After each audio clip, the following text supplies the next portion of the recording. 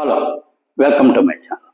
ఈరోజు ఈ వీడియోలో మనం చేతులు కాలేక ఆకులు పట్టుకోవడం అనే ఒక సామెతని ప్రస్తుతం వైఎస్ఆర్సీపీ నాయకులు గుర్తు చేయడం జరుగుతుంది. దీనికి సంబంధించి మనం కొద్దిగా ఈ వీడియోలో తెలుసుకుందాం. ఇంతవరకు ఈ ఛానల్ సబ్స్క్రైబ్ చేసుకోకపోతే ప్లీజ్ సబ్స్క్రైబ్ చేసుకోండి. ఈ ఛానల్ అభివృద్ధికి మీ వంతు సహకారం అందిస్తారని ఆశిస్తున్నాం. ఇక విషయంలోకి వెళ్తే, ఒక 3 రోజుల క్రితం మనందరికీ తెలిసిన విషయమే, అమరావతి రాజధాని నిర్మాణం మీద వైఎస్ జగన్మోహన్ రెడ్డి గారు చాలా తీవ్రమైన విమర్శలు చేయడం జరిగింది. ఆయన అమరావతి అనే దాన్ని నదీ గర్భంలో కడుతున్నారు, దీనివలన పర్యావరణానికి చాలా వరకు నష్టం జరుగుతుంది, కాబట్టి దీని మీద సుప్రీంకోర్టు వారు జోక్యం చేసుకొని ఈ అమరావతి నిర్మాణ కార్యక్రమాల్ని నిలుపుదల చేయాలని చెప్పి ఆయన ఒక పత్రికా ముఖంగా తెలియజేయడం జరిగింది. కాకపోతే ఇక్కడ ఆయన ఇచ్చిన స్టేట్మెంట్కి ప్రజల నుంచి చాలా తీవ్రమైన వ్యతిరేక భావం రావడం జరిగింది. అదేవిధంగా రాజధాని ప్రాంతంలో ఉన్న రైతులు కూడా చాలా తీవ్రంగా జగన్మోహన్ రెడ్డి గారిని ఈ విషయంలో విమర్శించడం జరిగింది. అదేవిధంగా మన రాష్ట్ర ప్రజల్లో కూడా ఎవరికి ఆయన ఇచ్చిన స్టేట్మెంట్ మీద ఏ విధమైన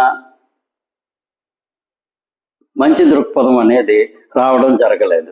అన్ని వర్గాల నుంచి దీని మీద తీవ్రమైన వ్యతిరేకత రావడంతో ఈరోజు కొంతమంది వైఎస్ఆర్సీపీ నాయకులు, ముఖ్యంగా పోయిన నాని గారు, అదేవిధంగా సజ్జల రామకృష్ణారెడ్డి గారు ఈరోజు ప్రెస్ మీట్ పేపర్ల ముందుకు రావడం జరిగింది.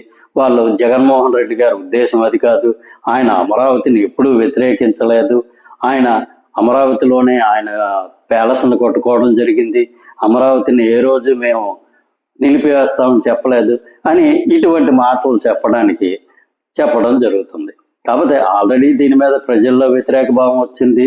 ఆయన 2019 నుంచి 2024 వరకు ఏం చేశారు అనేది ప్రజల్లోకి తెలుసు. అదేవిధంగా ప్రజలు దానికి తగ్గట్టు శిక్షగా కేవలం 11 స్థానాలకే పరిమితం చేయడం జరిగింది. ఇవన్నీ తెలిసి కూడా వీళ్ళు ఏదో జరిగిన నష్టాన్ని కొంతవరకు పూడ్చుదామని చెప్పి ఈ విధంగా ఏదో పై స్టేట్మెంట్లు ఇచ్చేసి వెళ్ళిపోవడం జరిగింది. ఇకనైనా సరే మాట్లాడే ముందు ఇది మనకి ఏ విధమైన నష్టం చేకూరుస్తుంది, లేదంటే ఏ విధమైన లాభం చేకూరుస్తుంది అని ఆలోచించుకొని ఏమైనా సరే స్టేట్మెంట్లు ఇస్తే బాగుంటుంది.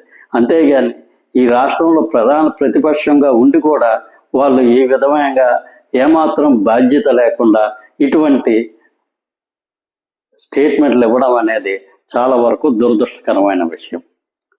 Thank you. ఈ వీడియో నచ్చినట్లయితే ఈ ఛానల్ సబ్స్క్రైబ్ చేసుకోండి. Thank you very much.